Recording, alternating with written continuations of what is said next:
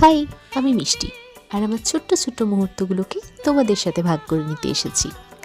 জানো, সেদিন ছিল আমার জন্মদিন। আমাদের বাগানে গাঁদা ফুলগুলো কি সুন্দর হয়েছে না? খুব ভালো লাগছে আমাদের বাগানটা দেখতে। আর জন্মদিনের সকাল তো, তাই মা আমার জন্য বানিয়েছিল লুচি তরকারি। আচ্ছা, অনেকে বলে না যে বয়স বাড়ার সাথে সাথে নাকি বার্থডে এক্সাইটমেন্ট শেষ হয়ে আসে।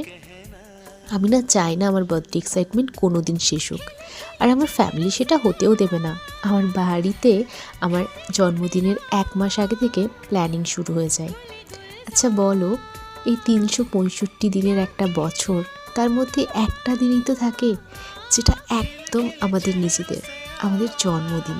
যে দিনটা একদম আমার একার, যে দিনটা শুধুই আমার জন্য আসে। তাহলে কেন সেলিব্রেট করব না আমরা? আর তাছাড়া এত বড় হয়ে কী লাভ যেখানে নিজের জন্মদিন ভুলে যেতে ইচ্ছে করে।